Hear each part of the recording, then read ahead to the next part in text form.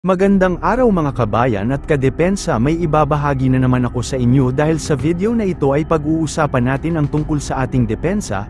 Ukraine gumanti at nilusob ang teritoryo ng Russia. Pero bago tayo magpatuloy, huwag mo muna kalimutan mag-like, share and subscribe, paki-follow and like na rin ang aming Facebook page na nasa description na ang link. Nagdeklara na ng state of emergency sa Kursk region ang Russia sa gitna ng nagpapatuloy na pag-atake ng mga tropa ng Ukraine sa cross-border. Ayon kay Acting Regional Governor Alexei Smirnov, kailangan ng naturang hakbang para maiwasan ang consequences ng pagsalakay ng kalaban na puwersa sa kanilang rehiyon. Batay naman sa Russian officials, nasa 5 sibilyan na ang nasawi habang 31 ang naitalang sugatan kung saan 6 dito ay mga bata mula nang magsimula ang naturang pagsalakay ng mga tropa ng Ukraine. Sa ngayon wala pang inilalabas na opisyal na pahayag ang Ukraine sa naturang insidente at ang lawak ng incursion ay hindi pa malinaw sa ngayon.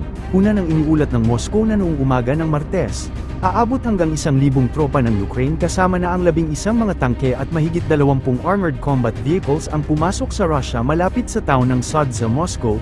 Nag-issue din ng ilang serye ng air alert sa Kursk at naobserbahan din ang mga usok na tila mula sa mga pag-atake mula sa ilang lugar sa rehiyon. Iniulat din ng Kursk governor na libu-libong katao ang inilikas mula sa border areas. Событий в Курской области, как известно, киевский режим предпринял очередную масштабную провокацию, ведет неизбирательную стрельбу из разных видов оружия, в том числе ракетного, по гражданским зданиям, жилым домам, машинам скорой помощи. Сразу же после нашего совещания у меня будет встреча с руководителями силовых ведомств, Министерства обороны, Генеральным штабом, ФСБ, имею в виду пограничное направление деятельности Федеральной службы безопасности.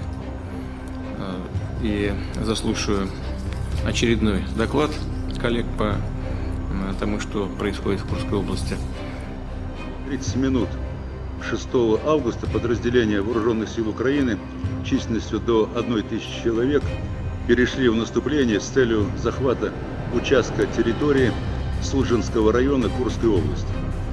Действиями подразделений прикрытия государственной границы совместно с пограничниками и подразделениями усиления, ударами авиации, ракетных войск и огнем артиллерии продвижение противника вглубь территории на Курском направлении остановлено.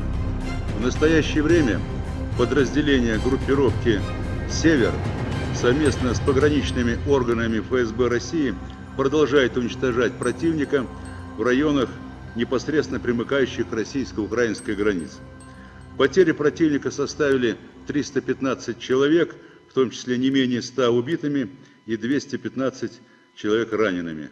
Уничтожено 54 единицы бронированной техники, в том числе 7 танков. Операция будет завершена разгромом противника и выходом на государственную границу. Paki-follow at like muna ng aming page na nasa description na ang link. Huwag mo na rin kalimutan mag-like, share, and subscribe. Pindutin mo na rin ang bell para updated kayo sa aking mga video. Maraming salamat po.